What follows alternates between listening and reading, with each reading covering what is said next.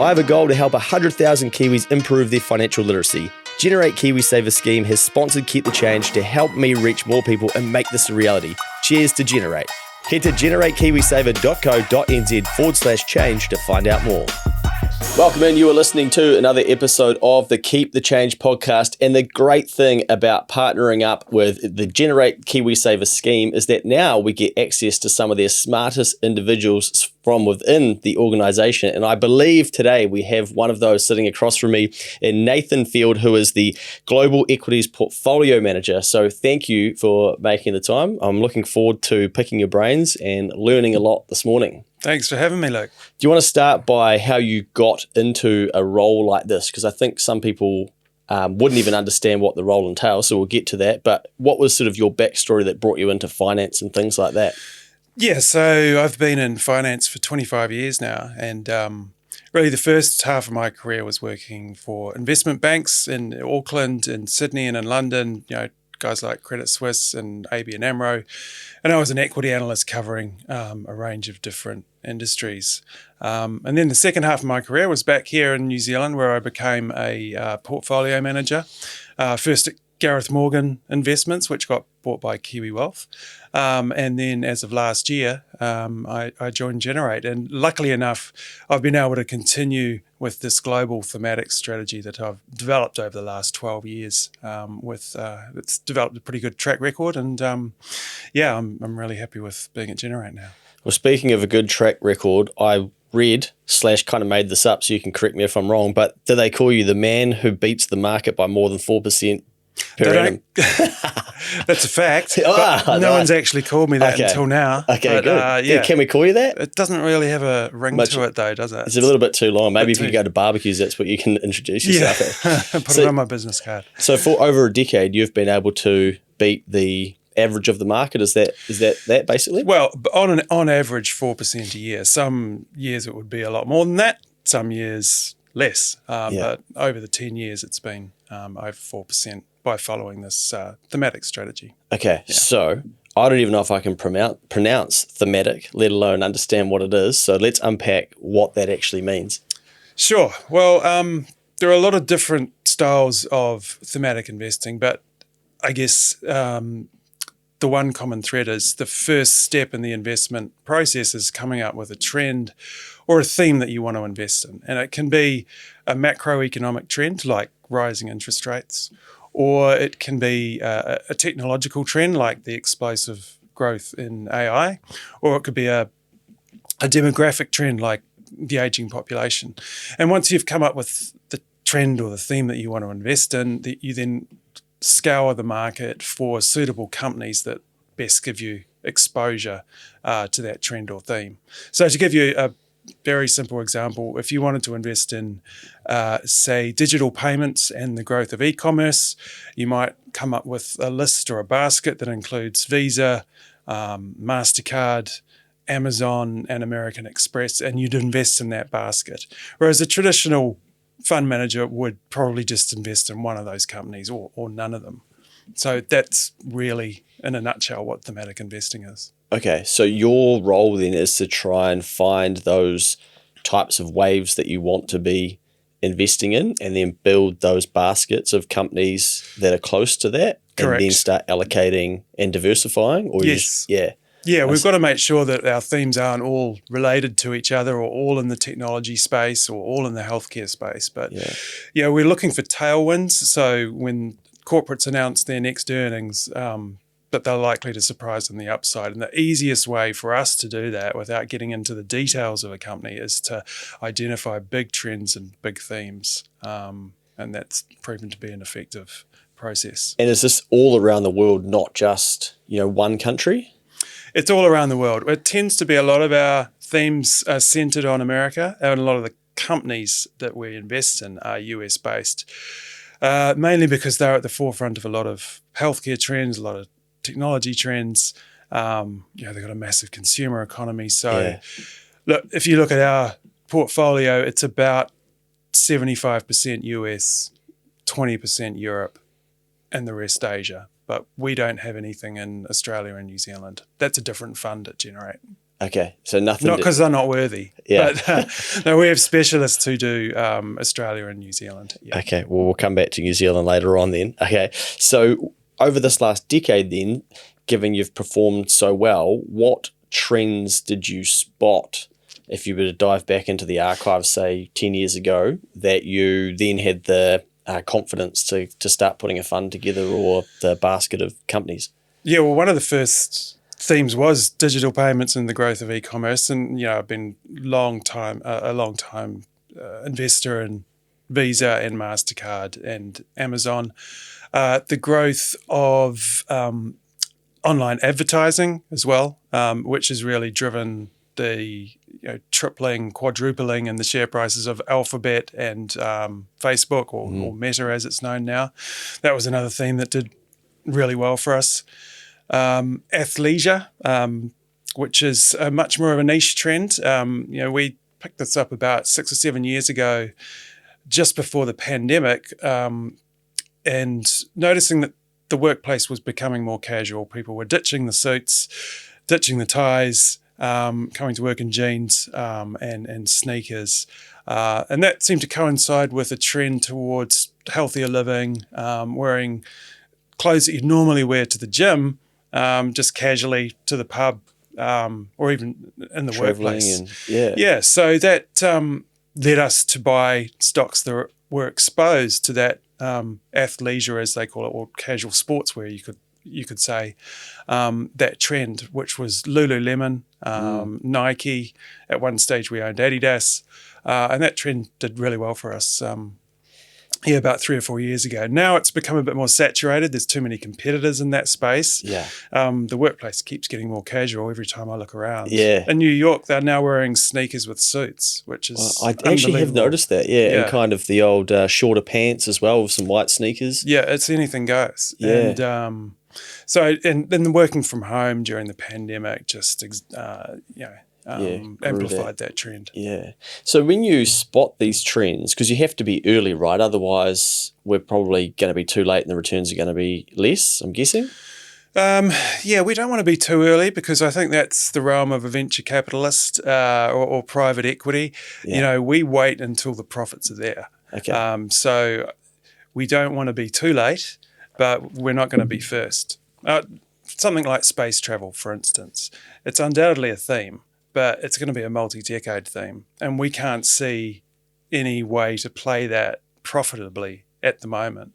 So we're not going to jump in until we start seeing revenues and margins and profits and the sorts of things we want to invest our clients' money in. So in your role as the global equities portfolio manager, you are probably spending your time reading profit and loss statements, company financials and whatnot, based on trends that you're expecting to see to then spot these revenues and profits increasing? We do, but I think the difference between thematic investing and perhaps more traditional fund managers is that we do read a lot more widely. We don't just take into account financial reports and P&L statements. We'll look at technology blogs, lifestyle blogs. We go to a lot of industry conferences around the world looking for things that companies might say about other companies to pick up trends. And we just generally keep our eyes open. We notice what people are wearing, what people are drinking, what our kids are wearing, what websites they're on, how they're communicating. We don't differentiate when it comes to where an idea for a theme might come from. But there has to be a path to monetization. I mean, that's the key. That there has to be enough of a tailwind that flows through the P&L that, the next time these corporates, these stocks that we've bought announce earnings, that it's a good result and surprises the market on the upside. Is it hard then to switch off when you're out and about on the weekends and just in everyday life if your brain's kind of constantly looking for what's going on? I'm 24/7. Yeah, 24/7. Always on. Yeah, I bet. I mean, we can watch a Netflix series and say that's work because we own Netflix, and we want them to have more viral TV hits like Baby Reindeer, and keep it at the forefront of people's minds. And we're always thinking in the background about how things are trending. Too many of us signed up to a KiwiSaver plan without much thought. And signing up is great, but if you've never got advice before, you could be missing out. Your KiwiSaver account could become one of your biggest assets over your lifetime. That's why getting expert advice early and ensuring you're in the right fund is so worthwhile. Generate have a team of KiwiSaver advisors available to help. Head to generatekiwisaver.co.nz/change to book a no obligation meeting. They can even come to you. A copy of the product disclosure statement is available at generatekiwisaver.co.nz. The issuer of the scheme is Generate Investment Management Limited, and of course, past performance does not guarantee future returns. I suppose over the years you've probably had mates come to you and different people saying, Nathan, what's the hot stock that I should be getting into? Does that happen a bit? Happens all the time, and I never give them one. Don't you? No, Yeah. I say invest in our fund. So I guess that's a point that you'd make. Then you can invest into a fund like this and know that people like yourself plus your team are building these and doing that work on behalf of us investors. Yeah, I mean, Kiwis have access to the big trends and the key themes that are going on in the world now, and it's as easy as going onto the Generate Wealth website or Invest Now, and you can, for as little as $1,000, you can apply and invest in the Generate Global Thematic Fund. Cool, because it's not just KiwiSaver; it's basically sits outside of KiwiSaver as well, right? Yeah, you can invest in the separate Global Thematic Fund, or our KiwiSaver fund has Global Thematic feeding into it. Okay. We also have a number of other strategies like the NZ Aussie strategy, fixed income, etc., that go into KiwiSaver, but you can also invest separately. Why do you think on that, in terms of New Zealand, I've seen some commentators say that basically, you shouldn't have too much of your portfolio in New Zealand and Australia, and global equities are the way to go just because of scale and whatnot. Is that what that is? Yeah, I mean, the New Zealand market's quite shallow. There aren't many sectors that are well represented. I mean, particularly in the technology space. I mean, if you want to invest in artificial intelligence, I don't even know where you would start in the New Zealand market. Yeah. It's fine if you want to invest in electricity and infrastructure, and telcos, but I mean, even there's not many consumer names here. There's not that many healthcare names outside of a couple of obvious ones. Even if you go to Australia, it's a lot of banks and a lot of mining companies over there. But if you want to invest in, the companies that are coming up with obesity drugs or the leaders in artificial intelligence, you have to go offshore. And, you almost have to go to the US. It's not just New Zealand, Aussie who are being shut out of some of these global trends. The biggest companies just happen to be in the US or Europe and, and a few in Asia. So if you want to be part of those trends, you have to go offshore. Yeah, okay. Because I think we've got more and more Kiwis now looking to invest, right? And some of the platforms now have hundreds of thousands of users. What's your thoughts on how we educate more Kiwis to think about investing more broadly than perhaps just buying the household New Zealand names? Well, I mean, it's tempting to just invest in what your mate said he just tripled his money on and repeating that process. But it doesn't often, I mean, it's been proven that most retail investors who pick their own stocks end up losing money relative to what index fund would have done over the long term. They'll have some hits along the way, but 100% certain they'll have their share of misses as well. So, getting into putting all your money in something hot like Nvidia right now is probably not a wise idea. Nvidia, the computer chip company, which is dominating the AI space at the moment, fantastic company. We invest in it. We're long-term holders.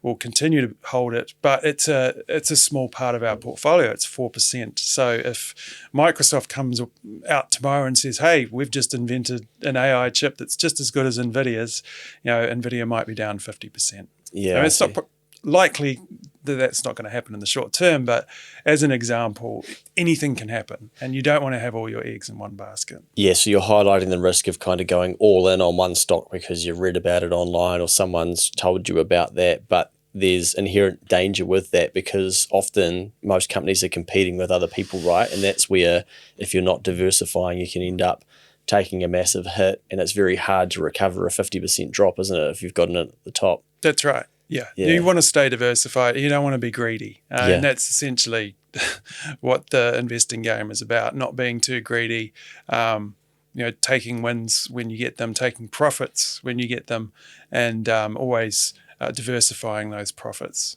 amongst other stocks and other industries. So what does a typical week look like for you in a role like this with Generate? Yeah, there's no typical week because, sometimes we're on the road. Sometimes we're in New York and we might see 3 industry conferences in a week. Earnings season is a big one for us. Every quarter in the US, the corporates will come out with how much money they've made in the quarter and what their outlook is for the year. So that means we're listening to a lot of conference calls, CEO calls, poring over what they've said and what they've delivered. And other times we're just, reading as widely as we possibly can, seeing what the market might have missed and seeing how we can improve the portfolio and improve the diversification and potentially latch on to the next big trend. And then do you have to sort of realign and readjust the portfolio as well, as something might get a bit out of kilter because it's going up so quickly? Absolutely. Yeah. I mean, NVIDIA was a much bigger position for us a year ago, and we've pared it back. The obesity drugs, Eli Lilly and Novo Nordisk, I'm sure you've heard about these obesity drugs which are taking over the healthcare system at the moment. Yeah. Where demand far outstrips demand. Demand far outstrips supply. And we were heavily invested in them a year ago, but we've halved our positions in those names just because they've run so hard. Yeah. So we're constantly tweaking the portfolio and taking profits and reinvesting. So just practically, so we can understand, when you're running a fund, right, and let's say that NVIDIA or one of them pops off and doubles, and so therefore you're taking some money off the table, you're taking some profits, like you said before, yep. And then that turns back into cash sitting in the fund, and then you go back and then you reallocate that back out into similar businesses. Oh, so not similar businesses you're already invested in, plus maybe some new ones? Exactly. Yeah. And they can be businesses that have not done so well, so their share prices have fallen, and we think, well, there's an opportunity here, that they're too cheap. Or they can be businesses where their prices have gone up because they are doing well, and we think, well, maybe we should have a higher allocation to them. Yeah. So, there's no hard and fast rule to what we might do with the profits, but we're constantly reallocating and making sure we're diversified. So I'd imagine when you're doing this, you're playing with, I shouldn't say playing, but you're, selling and buying millions and tens of millions? Yeah. Every week, we send out the orders, and we don't make big moves. Like, we'd never shift, 10% of the portfolio from one theme into another. I mean, we're making incremental moves every week, based on, because every day there's a new data point, a new piece of news, and everything's moving and the prices are moving. So we're not set and forget, because the world changes, and we're not so arrogant that we think the decisions we've made 6 months ago, we're just going to stick with them no matter what. Things change, and we'll change our mind along with the shifting dynamics and the shifting factors. I guess being in the industry for so long now, you're probably a bit desensitized, I guess, to, it's not emotional, right, compared to someone who might be investing their first $1,000, for instance. It's literally a long-term role where you're, de-risking and moving funds around, and you probably take the zeros off the end and just do the job. I don't think about the zeros so much. I do think about the performance, though, and you have bad days. There's just always going to be bad days, and especially if you've had a lot of good days in a row, it's like you're due for a bad day, and it's not a nice feeling. You wake up in the morning and you see what the share prices have done overnight, and you go, oh, goodness gracious me, what have I missed? And, do I need to do something drastic? But I've been doing this long enough to take a deep breath and have a glass of water and think about, what's real and, what's just emotions, turning negative and making you make a bad decision. So no, it's part and parcel of being a portfolio manager. Is lots of moving parts, and we've learned to manage that. Do you have late nights and early mornings and stuff, with the markets being very different to the New Zealand time zone? Sometimes, I mean, most of the time we'll put out an order overnight, and it'll just the instruction will be to buy or sell over the day, so we don't get the highs or the lows. But sometimes, if there's a piece of news, like a big Fed announcement or a big jobs number in the US that we know is going to move the market, I might get up early and put a few trades on just to risk manage basically the portfolio. But we don't like making any big decisions too early in the morning. They're usually not the best decisions you can make. Yeah. And is that the first thing you do when you get up, is check the markets? Unfortunately, yes, that's my life. I do. The phone's next to me, and I have a look at my Bloomberg screens and see how the market's done, see how I've done. Yeah. How have you learnt to remove some of that emotion and, basically understand that the world keeps spinning, the sun comes up? Because you must have done this through the pandemic, for instance, as well. And, people were freaking out. I remember logging in myself and seeing all the red arrows on the NZX50, for instance, and we hadn't even gone into lockdown yet. I think it was the first weekend of sort of this COVID thing's real. And you must have experienced that with hundreds of millions or tens of millions maybe of people's money as well. Yeah. Look, you just got to remind yourself it's a long-term game, and you're going to have short-term hurdles and short-term setbacks. And, we're diversified enough that we're not going to wake up and find that the portfolio is halved. And we're investing in blue chip companies. Most of the stocks that we're invested in, people have heard of, even if they don't know them as stocks, they know them as companies. They know Visa, they know JP Morgan, they know Amazon. So these companies aren't going to disappear. Their valuations might fluctuate, but, they're companies that are going to be around in 50 years' time. So whether there's some short-term headwinds for them to push through, that's okay. So, it's just experience and knowing that these companies are going to be absolutely fine. Yeah. There'll be some people that don't understand or know what the terminology blue chip is. So what does blue chip mean when you talk about companies being blue chip? I don't actually know what the definition is. I know what it is in my head. They're companies that have a track record of growing profits and revenues, that have good management teams, that are very transparent, that have great products and services, and they're usually large cap stocks. So probably $100 billion plus. Okay. Sorts of companies. So they're not speculative startups, that sort of thing. No, we don't invest.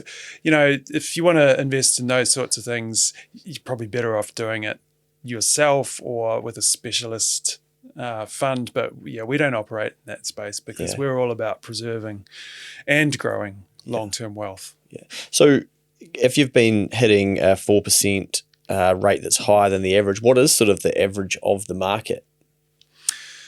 For other fund managers, most fund managers don't beat the index. I think that's there have been a number of studies that have been done over time, and it's the argument against active management that passive managers often trot out, is that most active managers don't outperform the index over time. So we're striving to be an exception to that rule. There are exceptions, obviously. But I mean, it's not hard. It's pretty tricky to beat the market. The market's very smart, and passive will give you a reasonable return, but we're aiming to do better than that. When we say beat the market, is the market normally the S&P 500, or what does that go off each year to be measured against other people, managers? So our benchmark is called the MSCI World Index, and I think about 60% of that would be the S&P, but then you've got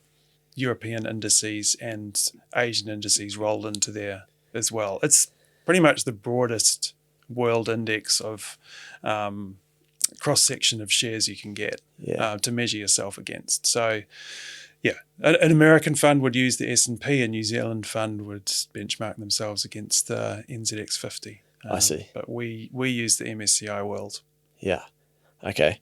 Nice. The NZX 50 hasn't been going too great of late. I read recently that some of the earnings reports have been the lowest or worst since 1987, I think, which is pretty scary for those who are exposed to the New Zealand market.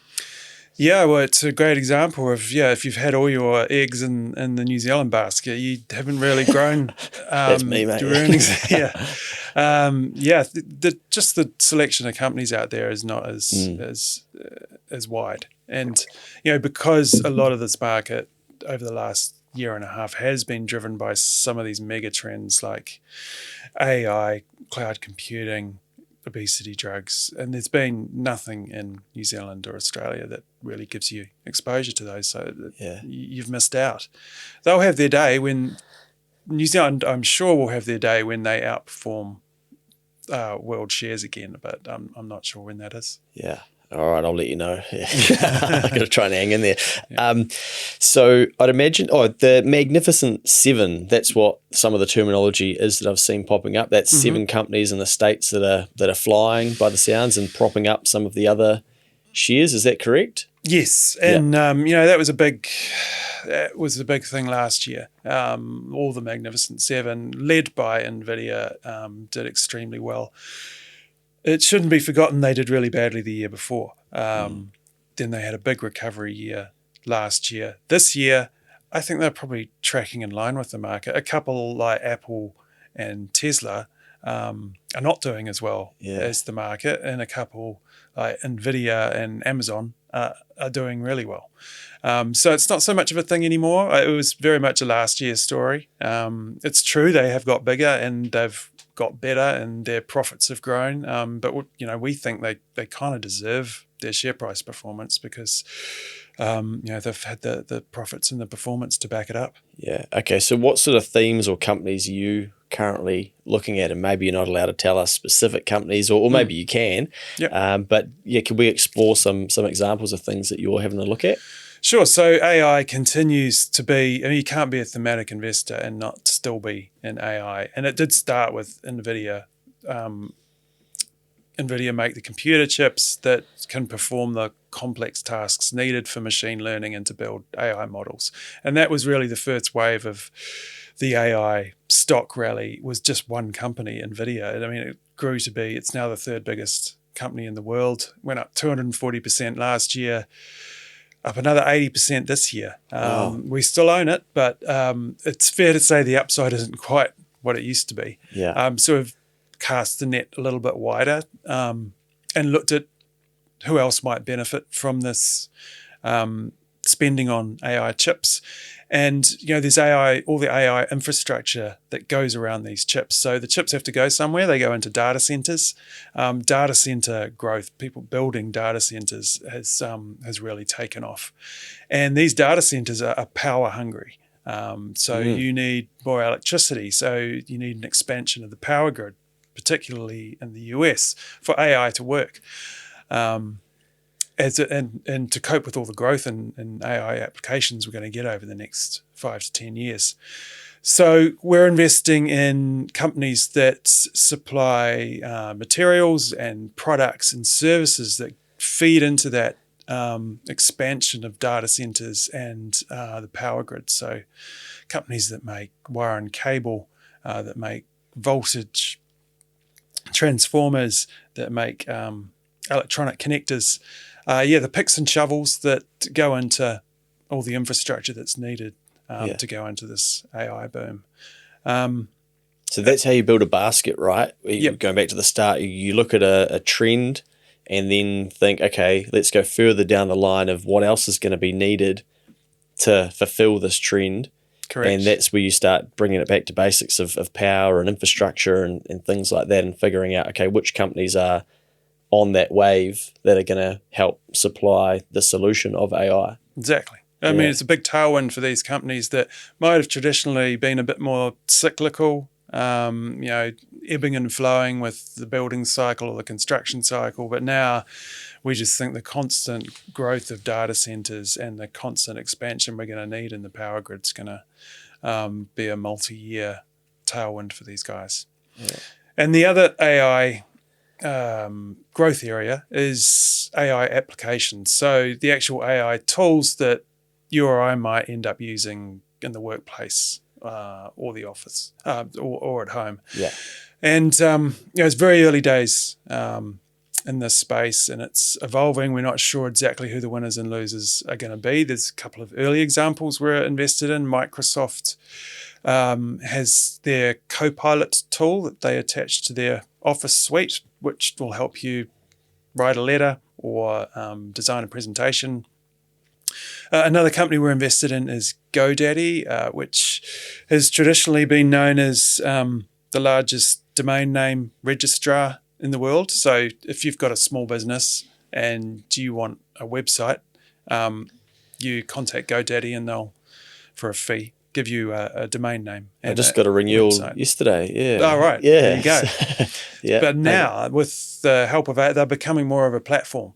And so you're a small business, you've got your domain name. They'll also be able to create a logo for you, create a very professional looking website, and have you accepting payments on your website, within hours. So that's a hell of a useful set of tools for a small business, solving a number of problems all at once. And that's up and running now. And, we expect small business take up of those AI packages to be really surprising. That's really powerful, right? Because you could not know much about building a website, say, but you could think, right, you're building something that you want to test and then go on, buy the web domain and quickly get a logo done, a website, ability to take payment, and then go out to your audience or to the market and basically say, hey, we've got XYZ for sale this weekend, and that's really capable and easy to do. Whereas not that long ago, that was sort of, I have to go to a web developer, or that's a bit beyond me, I've never studied that. So that really puts a lot of power back in the hands of everyday people. Yeah, it's the first, or one of the first examples of an AI application where you can really see the benefit and you can really see the money flow. People will pay for that extra bit of service and extra capability. And, there's going to be many more to come. Yeah. But and we'll invest in them as we see them. But very early days there. And going back to one of your earlier baskets, I'd imagine that GoDaddy, part of their income is going to be clipping the ticket on the payments that go through those websites, or there's going to need to be some provider. I don't think clipping the tickets necessarily their game. They'll charge for the capability of having payments on their site rather than clipping the ticket. I mean, Visa and MasterCard do enough of that, clipping the ticket. So I think there's room for GoDaddy as well. Their percentage. Okay, so any other themes that you're exploring outside of AI? Yeah, we continue to like travel spending as a theme. The consumer drives the US economy, and we've noticed recently that consumer spending might be in early phases of a slowdown. The consumer built up huge savings during the pandemic. That's slowly being eroded. The labour market's been extremely strong. Some signs that might be peaking a little bit. So maybe the consumer will be under a bit more pressure this year, especially with higher interest rates. But one area we think won't be under pressure is travel spending, mainly because baby boomers are not under any pressure. They're actually benefiting from higher interest rates. They've saved their money. They've probably paid off their mortgage, and they've shown a high propensity to spend their wealth rather than save it or and give it to their kids. It's called skiing. It's an acronym, spending the kids' inheritance. It's a bit of a trend. I think there's some Facebook groups overseas with boomers gloating about the latest cruise they're taking, skiing. So, we think travel spending is going to be strong for some time to come. So we're invested in cruise ship companies, hotel companies, and Visa and MasterCard also benefit from that because they make a lot of money from cross-border transactions. So travel spending is something we continue to like. I was in the States last year actually and just blown away again by the scale of the country. But I went to the Kentucky Derby and they raced Thursday, Friday and Saturday. So naturally I kept an eye on it this year, but it was the 150th running. So when we went last year to fly out of there, it's a nightmare at the airport because there's 1,000 private jets that have come in for the weekend, and they're all sitting somewhere in the airport and heading on to the runway to get it out of there as well. But they had over 100,000 people there on the Friday at the Oaks, which is a race day, and then they turn it round by 10:30 in the morning the next day, and they had 157,000 people there on the Derby day for the 150th running. And at the same time in Miami, they had the Formula One on. And it's just so eye-opening going over there and seeing how many people there are, the wealth, their willingness to spend, to tip. And it really does give you an insight as to that consumer economy as such, and just, how they will transact and how big it is. And baby boomers are a lot healthier than they used to. I mean, used to be you retired and you sat in your little TV room and watched Coronation Street with a cup of tea. But no, these guys, they're going out, they're cruising, they're traveling, they're going to sporting events, they're still exercising, they're playing golf. They're a very youthful, retired cohort. Yeah. And so, that's all really good for the travel industry. I actually saw recently that I guess there's a perception, and even I thought like this, that eventually the baby boomers would pass their wealth down to the next generations. But realistically, the longer they live, they're going to consume some of that wealth that they've built up as well. So the pot won't necessarily just move on to the next generation. It will actually get consumed, and some of it will decrease. Yeah, I mean, that's what we think as well. Life expectancy is only going up at the moment. And, with things like these anti-obesity medicines, which, taking them can dramatically reduce your risk of heart disease, which is a major killer, then,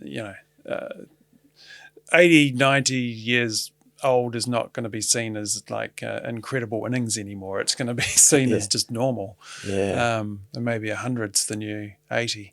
Wow. Yeah. So that, I guess, is more reason for all of us to be thinking about our own retirement if we're younger, because statistically we're going to be living longer, right? And probably working longer too. Yeah. Yeah. I mean, you got to plan for multiple decades of retirement, not just 10 years at the end of your life, like I guess it used to be. It's different now, and it's going to be even more different when Generation X and the millennials reach retirement age. Hey, question, mate. Given you're so close to this space, obviously inflation's been really high recently. Is the basket of companies worldwide, are they effectively trying to beat inflation themselves? So I guess where I'm going with that is, often I'll see people say that there's no point investing because what's your money going to be worth later on anyway? What's $1 million going to be worth? That sort of thing. But aren't companies trying to beat the market and beat inflation themselves as well? And so then we get an ability to invest into them and diversify. And that's what we're trying to do with our money, is protect it from inflation. Absolutely. I mean, stocks are a great way to beat inflation. You look at the returns over the last year or so, they've dramatically beaten inflation. We're looking at 20% plus on the global indices. So, what's inflation? Did 7 or 8% at its absolute peak. It's a lot lower than that now. So, investing in equities is a great way to offset the negative effects of inflation, because companies put up their prices. They manage inflation. Now, some companies benefit from it because they find it easier to increase pricing by even more than inflation during inflationary times.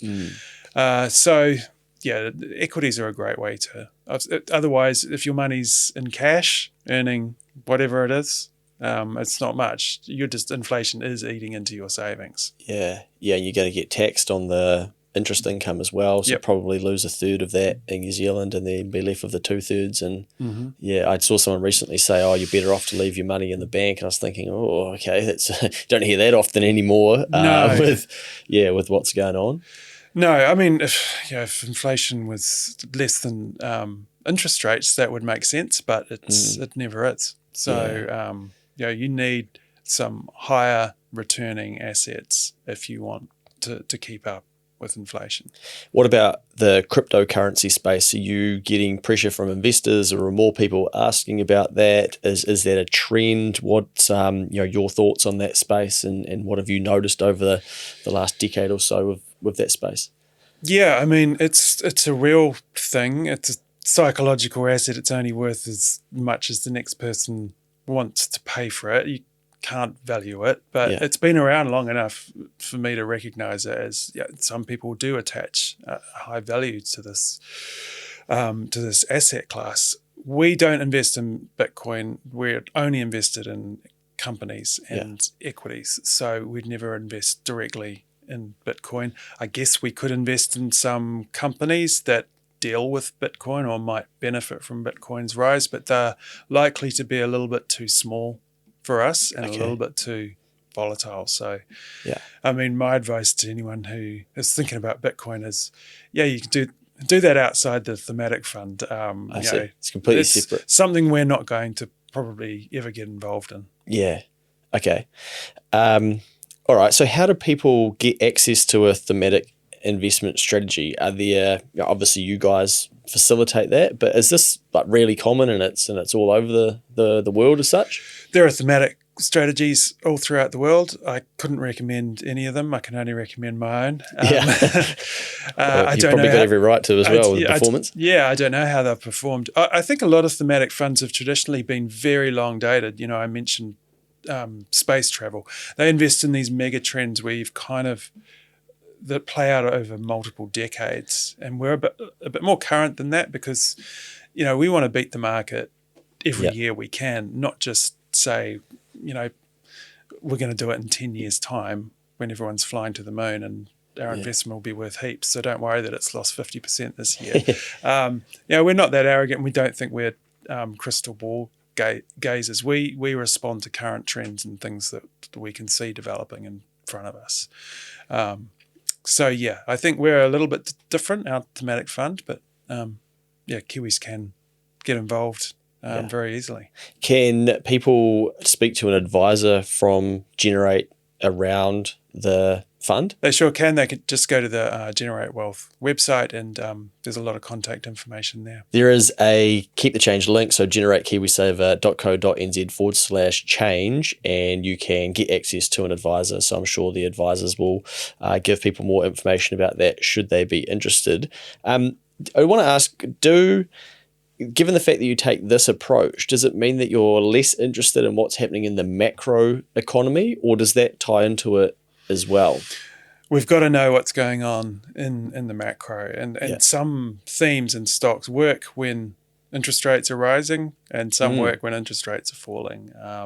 So we always take the macro into account and just spending patterns. Do we think consumer spending is going to grow this year, or do we think it's going to shrink and be under pressure? So it definitely shapes a lot of our themes. We try not to have purely macro themes in there because that would make us economic forecasters, and we all know economic forecasts are usually wrong.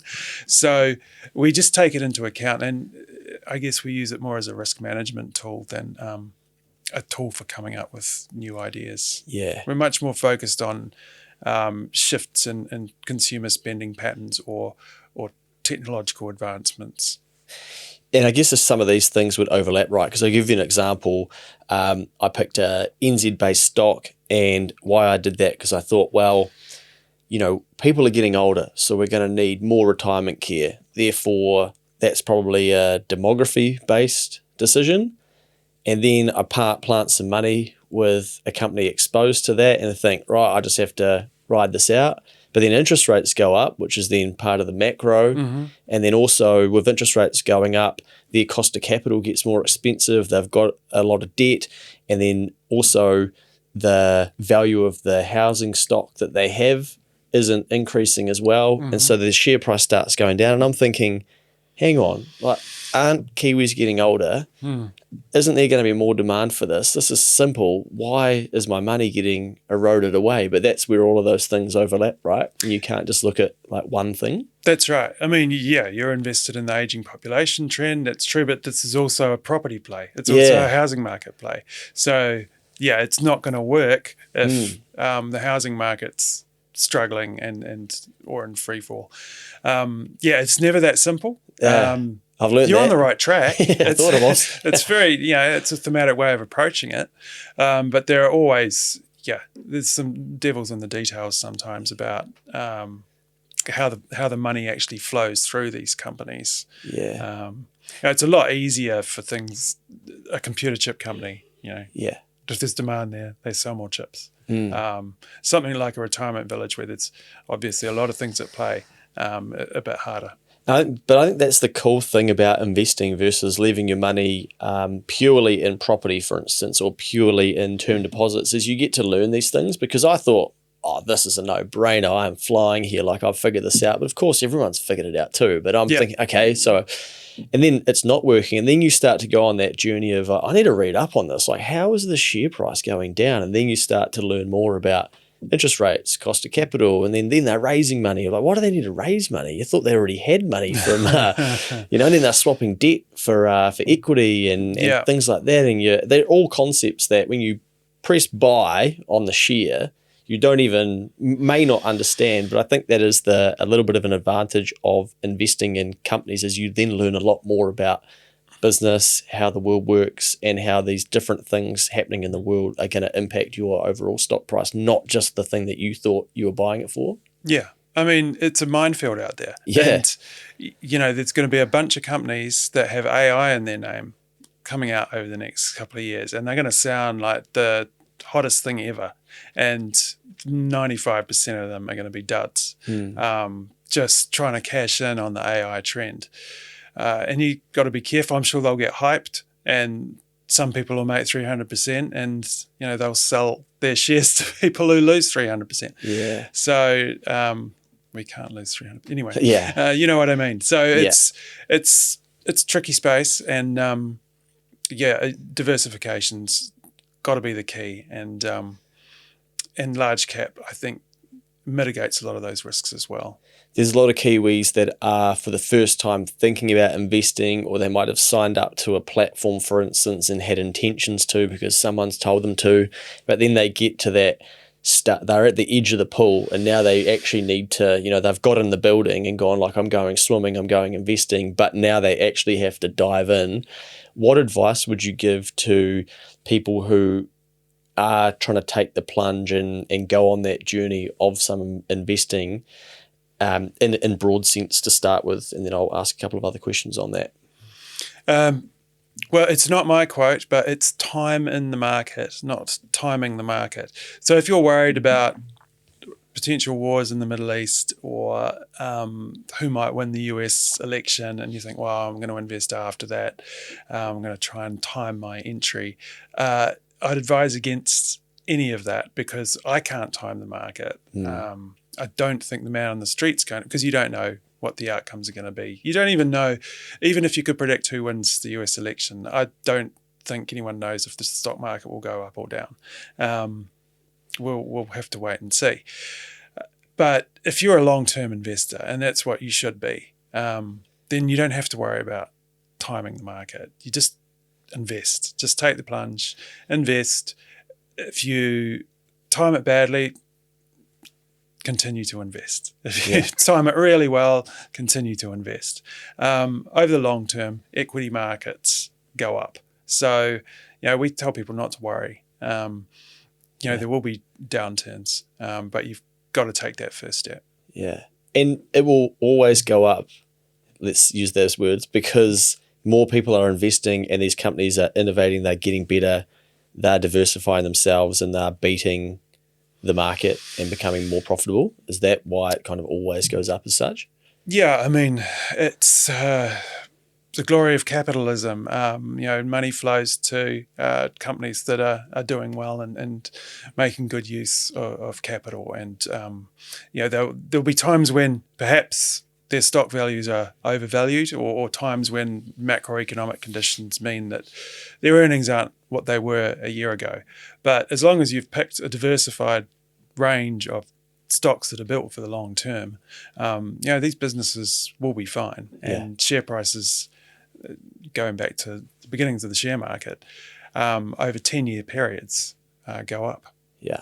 Okay, so going back to our person who might be investing for the first time, would your suggestion be, and I'd imagine this is not financial advice, of course, but it would be stick to the fund side of things to get the fund, I'd said fund is not fun, side of things to start with, to get in the rhythm of understanding how a share purchase works, for instance, and then if you're brave enough, have a crack at building your own portfolio of things, if that's your interest, but know that you're taking a lot of risk doing that yourself? If you want to invest yourself and you're confident in the things that you're investing in, I say go for it, but you're taking on a lot of risk, and most people aren't that confident, and you're backing yourself to know more than professionals and thousands of analysts all around the world who probably know a little bit more than you do.